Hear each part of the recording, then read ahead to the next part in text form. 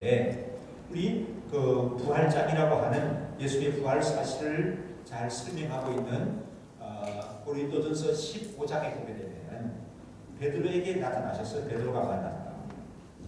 그 다음에 12제자에게 나타나셔서 12제자가 만난 거예요.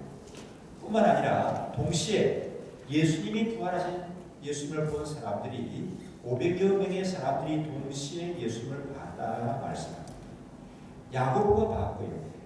또 요한복음의 20장에 보니까 막달라 마리아와 다른 여인들이 부활하신 예수님을 만났습니다. 그리고 우리가 잘 아는 사도 바울께서 부활한 예수님을 만나서 핍박자 사울이었을 때 복음 증거자 바울로 그 인생이 변화되는 것을 볼 수가 있습니다. 그리고 요한복음에 보니까 아주 의심이 많은 제자가 있었습니다. 그 이름이 도마였습니다. 내가 예수님을 내 손으로 부활한 예수님을 만져보기 전에는 못 믿겠다 하는데 부활하신 예수님을 만나고 난 다음에 나의 주, 나의 하나님이십니다 고백을 하게 되시죠. 그리고 오늘 이 누가복음 24장에 보게 되면은 엠마오라고 하는 도시로 내려가던 두 제자가 예수님을 만난 것을 봅니다. 예수님의 부활을 목격한 사람들, 부활하신 예수님을 만난 사람들에 대해서 살펴보는데 오늘은 이제 엠마오로 내려가는 두 제자의 모습을 살펴보기로 원합니다. 예수님이 이 세상에 계실 때 많은 기적을 베푸셨습니다. 풍치의 병자들이 치유함을 받았습니다. 예수님 만난 사람들이 다 고침을 받고 나음을 얻었어요. 또 죽은 사람을 예수님은 살리기도 하셨습니다. 굶주리는 사람들이 배불리 먹고 또 형편이 참 공색한 사람들이 나음을 얻고 고침을 받은 그런 생명의 역사가 있었죠. 예수님이 이런 사역들을 베푸실 때 예수님이 인기 절정이었습니다. 수많은 무리들이 예수님을 따라다녔어요. 어떻게 하든지 예수님 가까이 하려고 이렇게 밀고 당기고 예수님 가까이 가려고 야단법석이었습니다. 그래서 시도 때도 없이 몰려들이는 사람들 때문에 우리 예수님은 쉴 틈이 없었습니다. 쉴 틈이 없을 정도로 많은 사람들이 예수님께 몰려드는 그런 삶을 사셨습니다. 어떤 사람은 어떻게 해서든지 예수님께 인정을 받겠다는 거예요. 그래서 예수님 가까이 하려고 합니다. 그래서 요즘식으로 말하면 눈도장을 준다는 식으로 예수님 가까이에서 인정받으려고 하는 사람도 있을 거예요. 어떤 사람은 나서서 충성을 맹세하고 사역하는 사람도 있었습니다. 예수님이 그런 거 요구하지도 않았는데 나는 죽는 한이 있어도 예수님을 죽음까지 따르겠습니다. 내 목숨 바쳐서 예수님께 충성을 다하겠습니다. 이런 충성 맹세하는 사람들, 충성 세약하는 사람들도 부지기수로 많았습니다. 예수님이 큰 능력을 행하는 그 현장에 이런 사람들이 막 모여들고 자기들이 자발적으로 그렇게 나서서 하겠다고 했어요. 그랬던 사람들이 예수님이 십자가에 못 박히게 되자 그러면 날 살리라 하고 다 숨어버렸습니다. 뿔뿔이 다 흩어져 버렸습니다. 다 달아나 버리고 말았습니다. 그 흩어지고 달아난 사람들 가운데 두 사람이 있었는데 그 두 사람의 모습을 오늘 말씀이 기록을 하고 있습니다. 이 사람들이 예루살렘을 떠나서 엠마오라고 하는 도시로 향하여 내려가고 있었다고 얘기합니다. 이제 이 두 사람이 엠마오라는 도시로 향하여 내려가고 있었는데 이 사람들이 그때 당시에 새 이름이 있었던 사람들 같습니다. 예수님의 제자들을 보게 되면 핵심되는 12제자 그룹이 있습니다. 또 70여 명의 제자들이 있었거든요. 또 더 많은 숫자의 제자들이 있었거든요. 그런데 여기에 보니까 12제자 부류에 들지는 않지만 이 두 사람은 그래도 이름이 있던 사람들인 것 같아요. 그걸 왜 할 수가 있는가 하게 되면은 오늘 말씀 13절에 보니까 한 번씩 13절, 18절 말씀을 한번 보면요. 함께 읽으실까요? 그 한 사람이 글로바라 하는 자가 대답하여 이르되 당신이 예루살렘에 우거하면서 그들 거기서 된 일을 홀로 알지 못하느뇨. 두 사람 중에 한 사람의 이름이 뭐였다고요? 글로바였다고 얘기합니다. 글로바. 두 사람 중에 한 사람이 글로바였다 그렇게 말하고 있거든요. 이 글로바라는 이름을 기록된 걸로 볼 때, 글로바는 그때 당시에 꽤 알려진 사람들, 또 누가복음이 기록될 당시에 글로바라 하게 되면은 초대교회에서는 많은 사람들이 알고 있는 그런 이름을 가진 사람이다 생각할 수가 있습니다. 두 제자는 어디로 가고 있다고요? 예루살렘을 떠나서 엠마오로 내려가고 있습니다. 한없이 절망한 상태, 아주 다운된 상태였을까요? 아니면 업된 상태였을까요? 한없이 다운된 상태에 있었습니다. 왜 그런가 하면은 그들이 신뢰하고 사랑했던 예수님입니다. 예수님을 만나고 바를 때 예수님이 행하신 것을 보고 굉장히 감동을 먹었습니다. 베드로 같은 사람들, 그 형제 안드레나 요한이나 야고보 같은 사람은 예수님을 만나자 그들이 했던 뭡니까? 배와 그물을 다 내려두고 예수님을 따라갔다고 얘기합니다. 마태 같은 사람은 상당히 안정된 직장에 있었습니다. 생활에 근무했는데 예수님이 나를 따르라 하니까 그 좋은 직장 내려놓고 예수님 따라갔습니다. 근데 이 사람들이 구애 안 되는 거예요. 왜?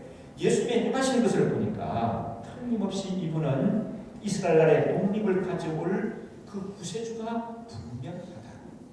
우리가 정말 다른 거 다 내려놓고 이 선생님을 우리가 잘 선택했다. 뭐 그렇게 생각한 거예요. 선생님을 잘 뽑은 거예요. 이렇게 뽑았다 이렇게 생각하는 겁니다. 분명히 그리고 어느 날인가는 로마로부터 해방을 가져오게 될 것인데 그때 우리 이스라엘이 독립하게 되면은 이 예수님은 왕이 될 테이고 그때는 우리가 제일 측근에서 보필하면서 근세를 누릴 수 있을 것이다. 이런 기대감으로 가득 찼던 사람들입니다. 그런데 그 예수님이 의외로 로마 군병들에게 붙잡히시는 거예요. 자기들이 알고 있는 근세를 가진 예수님 생각하게 되면 이놈들아 하게 되면은 그냥 군병들이 놀라서 나다가지고 쓰러지고 그래야 되는 거거든요. 근데 군병들이 나타나서 예수님을 붙잡아갑니다. 채찍이 때리니까 예수님 그런 말씀도 안 하고 가만 막고 계시는 거예요. 그다가 십자가에 달리시는 겁니다. 자기들이 생각할 때 평상시에 알고 있는 예수님은 십자가에 매달아도 아무렇지도 않은 겁니다. 나를 십자가에 매달아서 이것들을 봐라 하면서 한 말씀 하게 되면은 막 이 하늘이 갈라지고 벼락이 내리고 천지가 요동하고 지진이 일어나서 이 예수님을 핍박하는 사람들이 순식간에 사라질 수 있는 그런 권한을 가진 사람이 분이라고 생각하고 있었는데 십자가에 달려서 죽으시는 거예요. 그러면서 하시는 말씀이 아버지여 나를 받아주시는 것을 엘리 엘리 라마 사박다니 그러면서도 아버지 이 사람들은 자기 하는 짓을 알지 못합니다. 저들의 죄를 용서하여 주옵소서. 그렇게 기도까지 하시면서 죽으시는 예수님을 봤습니다. 그리고 무덤에 장사 지냈습니다. 그래서 이들은 그들의 희망이 다 사라졌다고 생각한 거예요. 그리고 예루살렘에 계속 머물러 있다가는 예수님을 따르는 무리라고 생각이 되어가지고 언제 잡혀갈지 모른다. 더 심하면 예수님처럼 십자가에 달려 죽을 수도 있어. 그러니까 이 위험한 예루살렘에서는 일단 벗어나야 되겠다 하고는 예루살렘을 벗어나서 엠마오라 하는 마을로 내려가고 있었다는 거예요. 근데 이 예루살렘에서 엠마오가 거리가 어느 정도 된다고요? 오늘 말씀이 있었어요. 우리 13절 다시 한번 보실까요? 그날의 저희 중 13절 그날의 저희 중 둘이 예루살렘에서 25일이 되는 엠마오라는村으로 가면서 자 예루살렘에서 엠마오는 얼마나 되었다고요? 25리가 되었다. 25리가 장문입니다. 요즘 사람들은 젊은이들은 25리 하면 잘 몰라요. 몇 킬로나 되죠? 25리? 네? 그렇죠. 10리가 4kg를 10리를 안 하죠. 25리 되니까 한 10kg 정도 되는 거리입니다. 자 10kg 되는 거리 지금 자동차를 타고 간다고 하게 되면 눈 깜짝할 순간에 몇십 킬로를 팍 가버립니다. 그렇죠? 근데 오늘날 10km를 걷는 거 이러면 쉽지가 않죠. 만보 걷기 운동을 하는데 지금 한번 걸어보니까 한 4km 내지 5km 정도 걸으면 만보 됩니다. 맞습니다. 그러니까 이게 만보가 훨씬 넘는 거리예요. 걷는 걸 쉽지가 않아요. 옛날에 비포장길 그 25리를 걸어갔다고 하는 것은 쉽지 않아서 그라고 생각이 됩니다. 근데 그 거리를 내려가는데 그때 13절에 보게 되면은 그날이 언제라고요? 13절에 뭐라고 언제 들어갔다고 얘기합니까? 그날이 언제예요? 예수님이 부활하신 날이에요. 예수님이 부활하신 날. 예수님이 새벽에 부활하신데 그 날에 이 사람들이 엠마오로 향하여 걸어가는데 힘없이 어깨가 쭉 처져가지고 소망을 다 잃어버리고 이렇게 힘없이 걸어가고 있었습니다. 그런데 부활하신 예수님이 그들 가운데 나타나셔서 그들과 함께 했습니다. 그들 가운데 예수님이 함께 걸어가시면서 말씀을 나누는데 이 사람들이 예수님을 알아보지를 못했어요. 왜 알아보지를 못했을까요? 제대로 됐다고 하게 되면 와! 예수님! 십자가에 다니셨잖아요. 무덤에 들어가셨는데 살아나신 겁니까? 와! 예수님 맞습니까? 이런 반응을 보여야 되는데 이 친구들이 부활하신 예수님이 그들 가운데 나타나셔서 함께 길을 가시고 오랫동안 말씀을 하고 계시는데 예수님을 알아보지를 못했어요. 왜 알아보지를 못했을까요? 왜 부활하신 예수님이 그들 가운데 나타나시는데 그들은 예수님을 알아보지를 못했습니까? 그 이유가 뭘까요? 여러 가지 여러분이 뭐 상상해서 말씀할 수가 있겠죠. 그러나 성경에서 뭐라고 하는지 한번 살펴보십시오. 15절 16절 함께 있습니다. 저희가 서로 이야기하며 이야기하되 예수께서 가까이 이르러 저희와 동행하시나 저희 눈이 가리워져서 그인 줄 알아보지 못하거늘 예수님이 가까이 와서 저희와 동행하시면서 말씀을 나누는데 예수님인 줄 알아보지 못한 것은 그 이유가 뭐라고요? 저희의 눈이 가리워졌다. 이렇게 알아보지 못한 것 눈이 가리워졌기 때문이라고 하는데 눈이 가려진다는 말이 무슨 말일까요? 그분들이 이 글로바와 또 함께하는 한 사람이 앞을 보지 못하는 장님이라는 얘기일까요? 눈이 가려졌다는 말. 장님은 아니라고 생각이 됩니다. 왜 그런가 하게 되면은 장님이라고 하게 되면은 인도하는 사람도 없이 25일이나 되는 길을 나서는 것이 불가능하죠. 잠깐 오게 가는 것은 모르겠습니다. 두 사람이 막대기 짚고 갈 수는 있지만 25일이나 되는 비포장 길을 이렇게 오게 간다고 하는 것은 장님이면 시도하기가 어려운 일이죠. 장님은 아니다는 얘기입니다. 그러면 그들의 눈이 가려졌다고 하는 것은 누군가로 이 사람들의 눈을 가리우고 붙잡아 가는 겁니까? 이렇게 눈을 가리고 붙잡아 가기 때문에 이 사람들이 그냥 끌려가는 거예요. 이렇게 그래서 알아보지 못한다는 얘기입니까? 그것도 아니라는 것을 볼 수가 있죠. 말씀 속에 나타나는 걸 보게 되면은 이분들은 장님도 아니고 누군가가 눈을 가리워서 끌고 가는 것도 아니에요. 그러면은 눈이 가리워졌다는 것은 무슨 말일까요? 눈이 가리워져서 그들 가운데 나타나신 부활하신 예수님을 알아보지 못했다는 것은 무슨 뜻일까요? 눈이 가려졌다. 무슨 말일까요? 이분들이 시력이 나쁘다는 말도 아닌 것 같습니다. 육체의 눈이 가려진 것이 아니라 영적인 눈이 어두워졌다고 하는 그런 표현입니다. 영안이 열려야 하거든요. 영안이 열려. 그래서 영적인 세계를 볼 수가 있습니다. 우리가 이 세상 살아가는 것도 그래요. 여러분요. 내 눈에 보이는 이게 전부가 아니다. 전부다. 어때요? 내 눈에 보이는 게 전부다고 생각하면 큰일이에요. 그런 여러분 세상에서 어렵습니다. 이렇게 살아가면요. 나는 내 눈에 보이는 게 전부야. 나는 내 눈에 보이는 것만 나는 믿고 생각해. 그렇게 산다고 하게 되면 여러분 참 편협한 사람이 되고 아주 약한 사람이 될 수밖에 없습니다.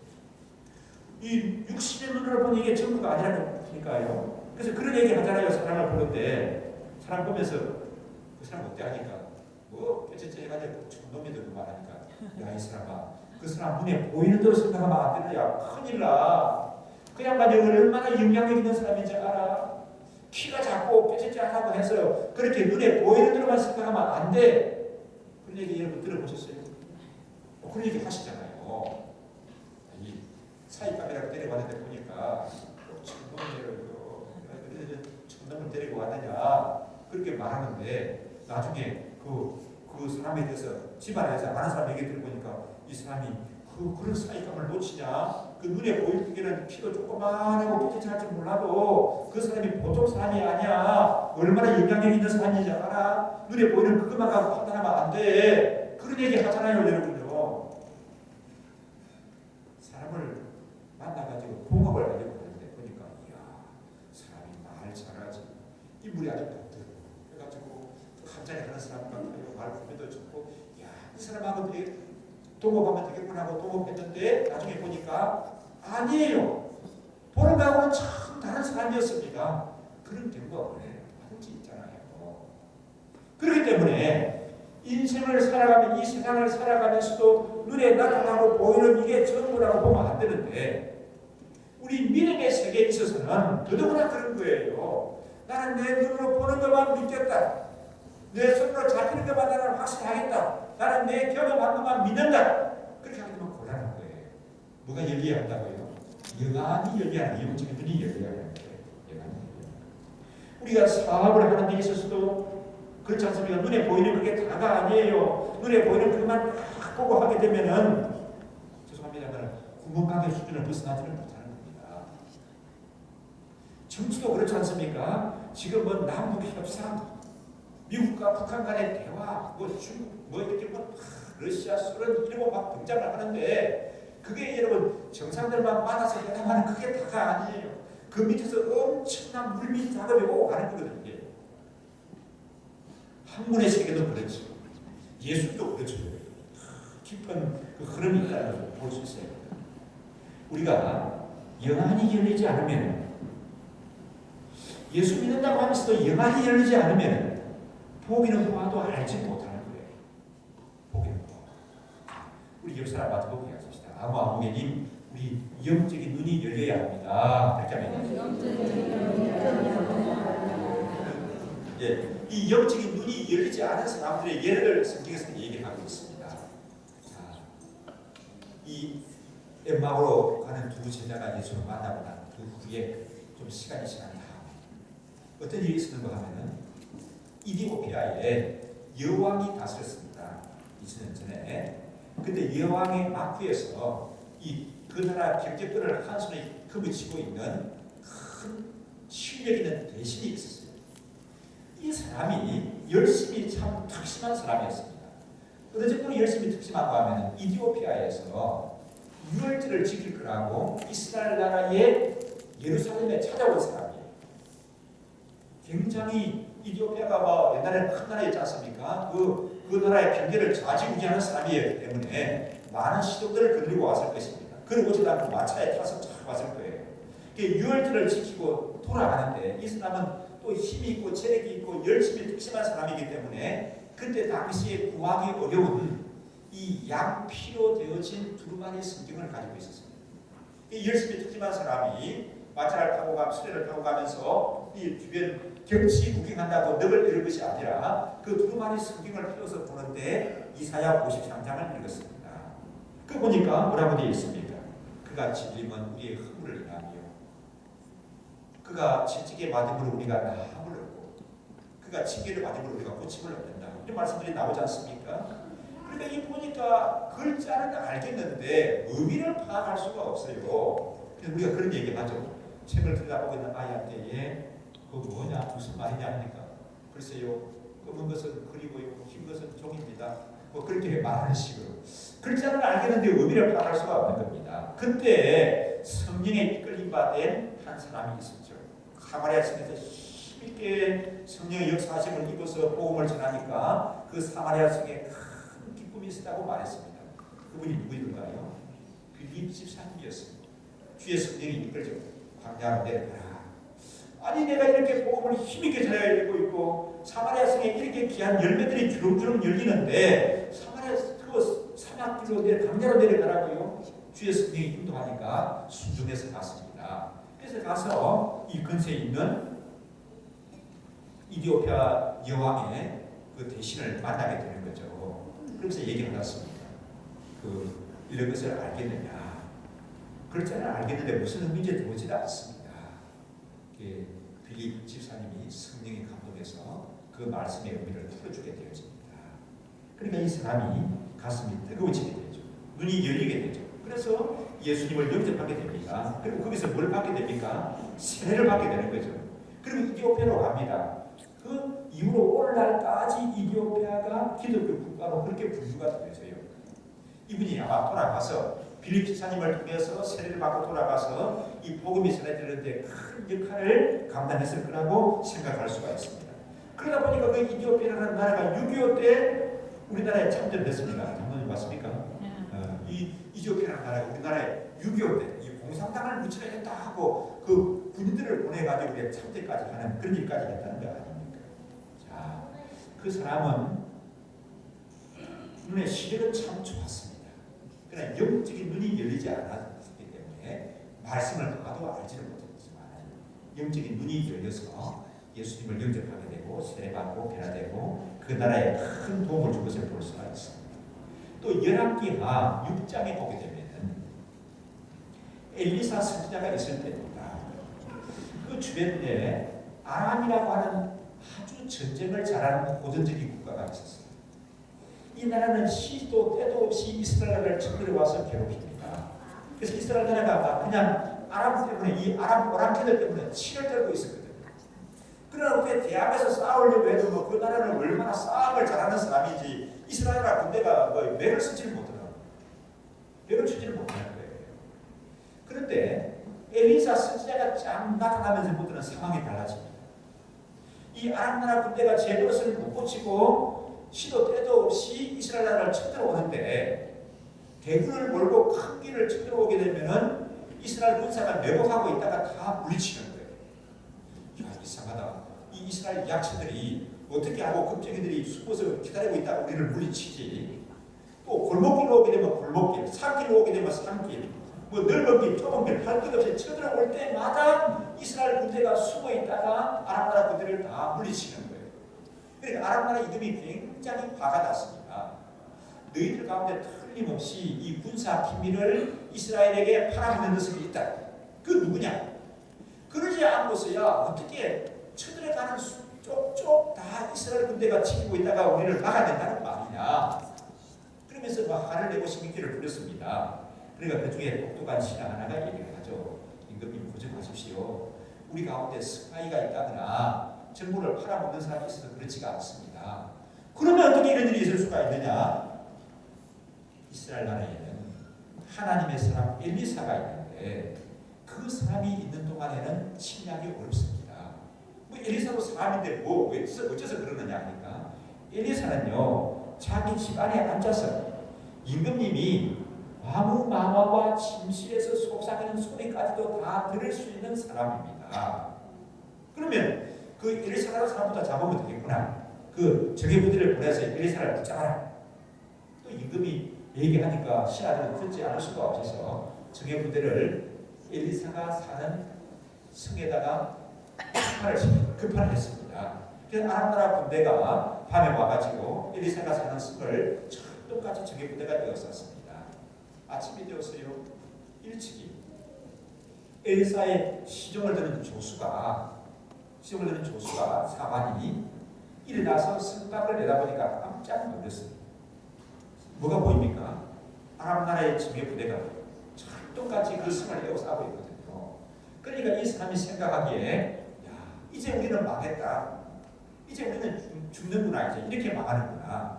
우리 능력이 많은 선생님이라고 한들 이렇게 아람 나라 군대가 이 성을 에워싸고 있는데 여기서 무슨 수로 벗어날 수가 있겠는가. 우리는 망했다 하면서 아침부터 울고 불고 야단법석이고 난리였습니다.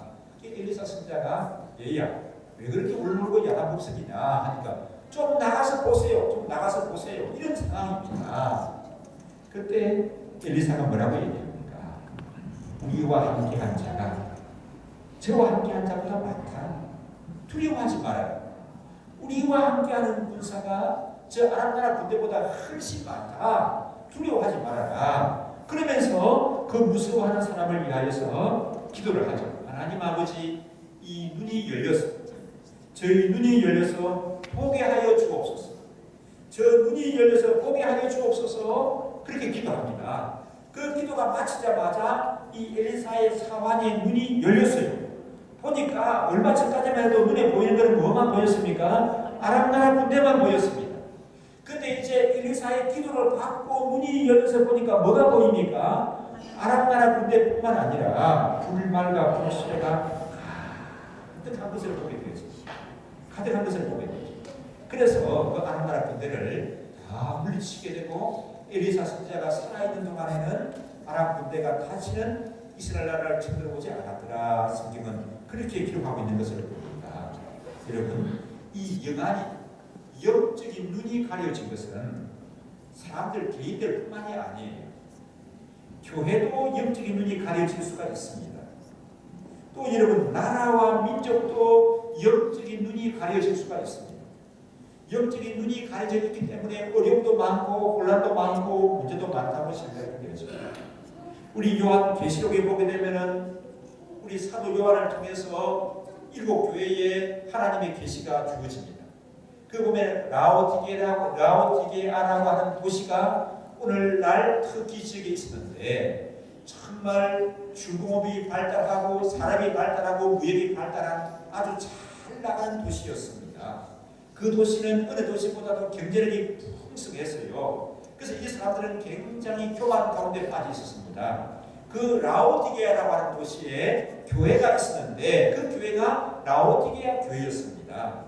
이 라오디게아 교회도 자기들은 참 잘 나가는 도시에서 경제력이 풍성한 그런 도시에서 살고 있기 때문에 재정이 넉넉하기 때문에 우리 교인들은 실력 있는 교인들이고 실력 있는 교회고 하나님이 인정하는 영적으로 되어진 수준 있는 그런 사람들이라고 자만에 빠져 있었어요.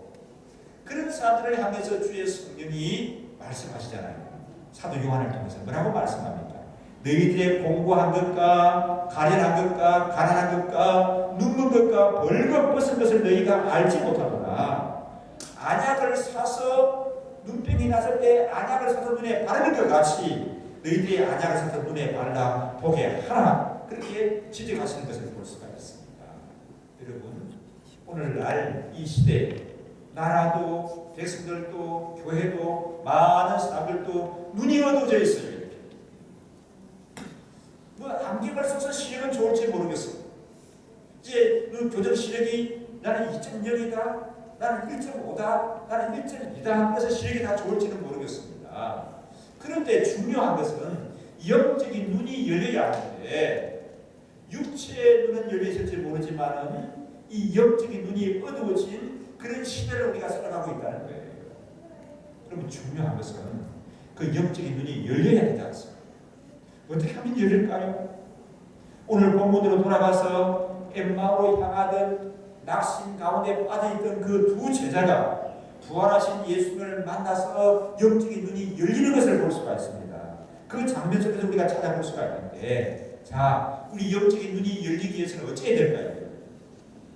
첫째로 부활하신 예수님을 만나야 합니다.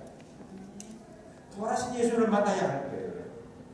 우리 30절 말씀을 다시 한번 읽습니다. 함께 읽으실까요? 저희와 함께 잡수실 때 떡을 가지사 축사하시고 떼어 저희에게 주시네. 31절 계속 읽습니다.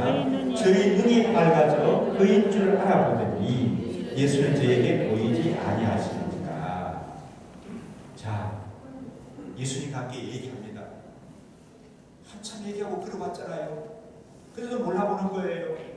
예수님이 이제 음식 먹을 때, 같이 음식을 먹을 때 떡을 떼어서 축사하시고, 축사하신다는 말은 뭐죠? 하나님 앞에 기도하시고 저희들에게 떼어줬습니다. 저희 눈이 어떻게 됐다고요? 그때 눈이 열려서 예수님을 알아보는 거예요. 예수님을 알아봤어요. 예수님을 알아봤어요. 자, 부활하신 예수님을 만나야 눈이 열리는 거예요. 부활하신 예수님을 만난다고 하는 것은 예수님을 소문으로 듣는 것이 아닙니다. 예수님에 관해서 아는 정도가 아니에요. 누구를 전해서 예수님에 관해서 소문 듣는 그런 정도, 예수님에 관해서 지식적으로 아는 그런 정도가 아니라는 말입니다. 책을 읽고 예수님을 아는 그런 정도가 아니라는 겁니다. 예수님과의 인격적인 만남이 있어야 하는 거예요. 인격적인 만남이 있습니다. 여러분, 누구를 안다고 할 때, 대통령이, 오늘날 우리나라 대통령님이 어느 분이신가요? 예, 문재인 대통령 가까이 있습니다.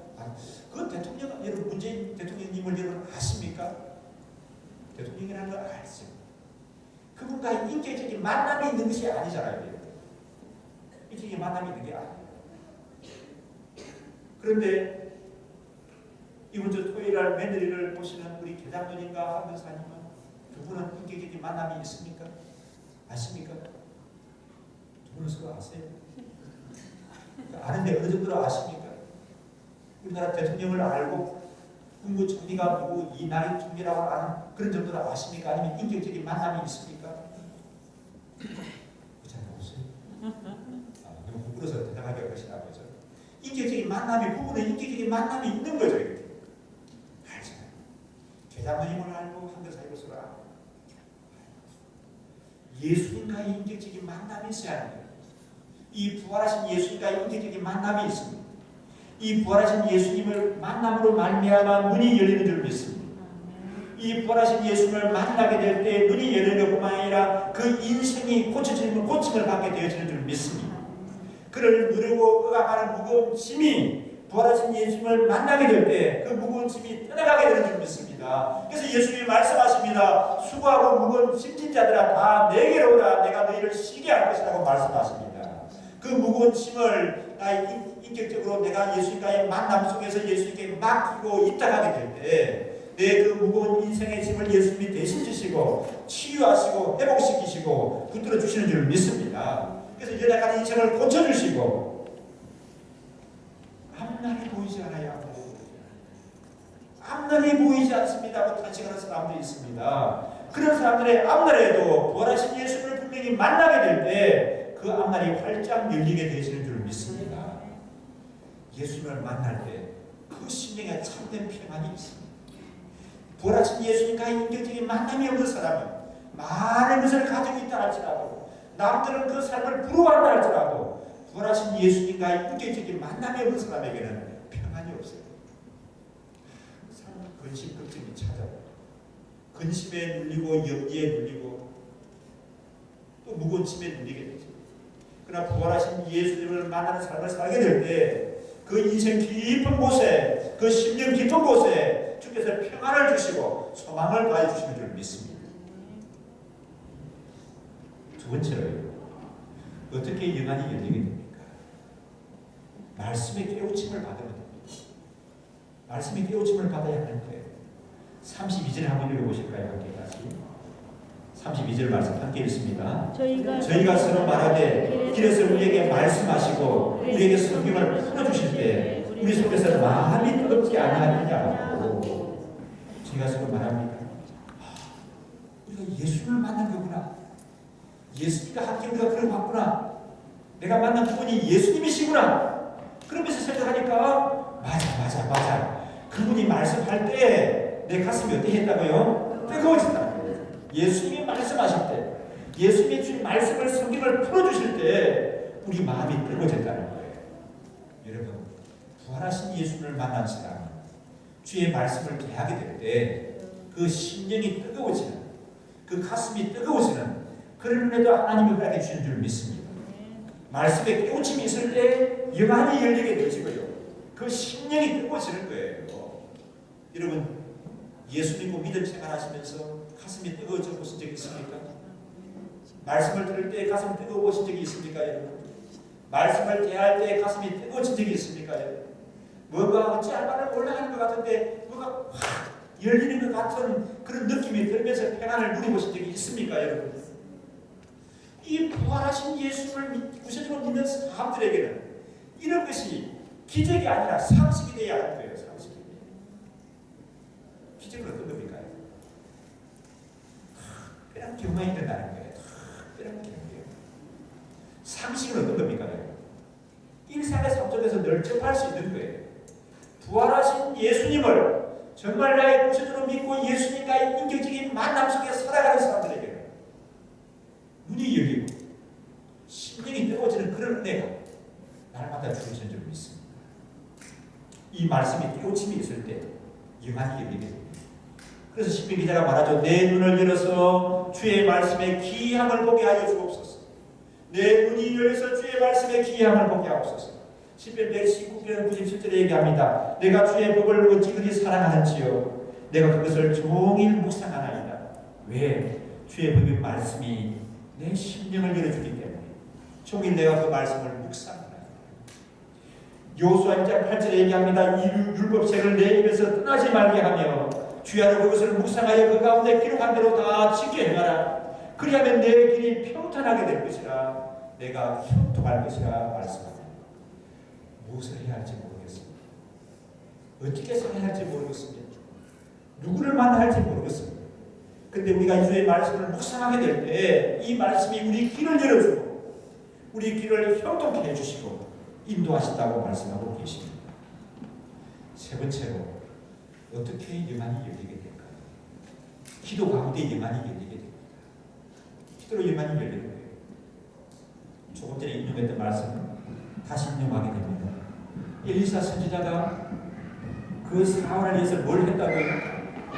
그 사안의 눈이 어두워져 가지고 눈에 보이는 것은 아름다운 군대만 보여요. 다른 것은 보이지 않습니다. 나를 끌어가고 에워싸고 물리고 공격하는 그런 문제들만 보이지 해결책은 도무지 보이지 않습니다. 그런 엘리사의 사안을 위해서 엘리사가 기도하게 되죠. 그러니까 그의 눈이 열려서 눈이 열리기 전에는 아랑나라 군대만 무섭게 보였는데 이제는 뭐가 보입니까? 하나님의 역사하심이 보이는 거예요. 하나님의 군대가 보이는 겁니다. 그 기도하니까 하나님의 방법이 보이는 겁니다. 하나님의 자녀들을 지키는 천군 천사가 함께하는 것이 보이는 거예요. 참 우리 답답한 시대를 삽니다. 그렇죠? 그런다고 할지라도 기도하는 사람은 길이 보여요. 방법이 보이는 줄 믿습니다. 낙심하지 마시고 기도하십시오. 우리 뉴턴이라고 하는 근대 과학의 아버지가 계시죠. 근대 과학의 아버지. 손재사님 뉴턴 맞죠? 근대 과학의 아버지 맞죠? 야, 이 근대 과학의 아버지. 그분이 그런 얘기를 했어요. 나는 내가 만든 망원경으로 저기 수평선 너머를 바라볼 수 있다고 얘기했어요. 무슨 말인가 하면 여러분 수평선을 바라볼 수 있습니까? 뭐가 보입니까? 저 수평선 넘어 날아가는 갈매기가 보이고 지나가는 배가 보이고 그렇지. 아니에요. 그냥 눈으로 보게 되면 수평선은 안 보여요. 갈매기도 안 보이고 지나가는 배도 안 보입니다. 그런데 이 망원경을 가지고 보니까 뭐 갈매기는 그것까지 갈매기는 안 보이지만 큰 배들이 고기 잡힌 배들이 오고 가는 거 큰 상선들이 오고 가는 거예요. 그냥 눈으로는 수평선들은 안 보입니다. 실감이 안 나는 분들은 뭐 시간이 나면 이번 주간에 어디 뭐 바닷가 가서 보십시오. 안 보여요. 근데 망원경을 가지고 보이니까 그냥 눈에 안 보이던 배들이 보이는 거죠. 배들이. 이게 지금은 우리가 다 망원경 현미경을 뭐 쉽게 접할 수 있는 시대 사니까 우리는 실감이 나는데 그 뉴턴 같은 경우는 살 때는 그 망원경이 흔하지 않았죠. 내가 만든 망원경으로 나는 수평선 너머를 바라볼 수가 있다. 굉장히 특권이죠. 그런데 그분이 또 뭔 얘기를 하는가 하면 그러나 나는 기도를 통해서 하나님 나라를 본다. 그렇게 얘기했습니다. 여러분 우리 망원경이나 현미경을 가지고 보는 그런 정도가 아니라 우리 기도하는 영안이 열려서 하나님의 역사하심을 바라볼 수 있는 그런 저희들 되셔야 할 줄 믿습니다. 우리 영안이 활짝 열려서 하나님의 전능하심을 보고 우리를 위하여 예비하신 그런 하나님의 인도하심을 바라볼 줄 아는 사람들 되셔야 할 줄 믿습니다. 오늘날 자녀들을 기르는 사람들이 여러 가지 입시 경쟁 속에 너무 치열하게 살아가다 보니까 우리 자녀들의 앞날에 걱정이 된다고 얘기하는 사람들이 있습니다. 여러분 입시 경쟁 속에 살아가는 오늘날 이 현실만 바라보지 말고 예수를 믿고 의지하고 믿음으로 맡기고 살아가는 사람들의 그 자녀들을 위해서 하나님이 예비하신 그 앞날도 바라볼 줄 아는 성도들 되시기를 주의 이름으로 축원합니다. 이 영안이 열리게 될 때 주님을 변함없이 살아가는 사람들을 위하여 예비하신 그 축복을 볼 수 있어야 되는 거예요. 하나님이 예비하신 그 영광스럽고 아름다운 것을 바라볼 줄 아는 믿음의 사람들 되셔야 할 줄 믿습니다.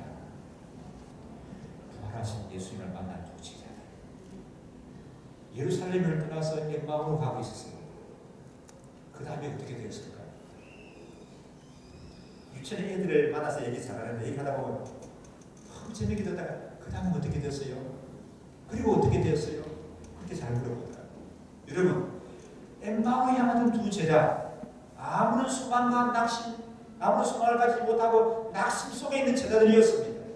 그러나 연방으로 가는 그 길에서 부활하신 예수를 만나고 경험하고 영안이 열리고 가슴이 뜨거워졌습니다. 그 이후에 어떻게 됐을까요, 이들이? 어떻게 되었죠? 말씀에 보게 되면 예루살렘으로 다시 돌아갔습니다. 예루살렘은 어떤 도시라고요? 이들에게는 위험한 도시입니다. 위험한 도시예요. 언제 붙잡힐지 모릅니다. 붙잡히면 그들의 스승 예수님처럼 십자가에도 매달릴 수 있는 그런 가능성이 가득한 도시가 예루살렘입니다. 그런데 여러분, 그들은 왜 돌아갑니까? 왜 돌아가게 되죠? 이제 영안이 열리고 가슴이 뜨거워지니까 그거 뭐 붙잡히고 하는 이런 것들이 문제가 안 되는 거예요. 예루살렘에는 그들의 소명이 있기 때문에 그 소명을 감당하기 위해서 예루살렘으로 돌아간 것을 봅니다. 사랑하는 여러분, 예수님을 믿습니까? 부활하신 예수님을 믿습니까? 이 세상의 모든 것은 부활하신 예수님을 믿는 사람들에 의해서 좌우되는 줄 믿습니다.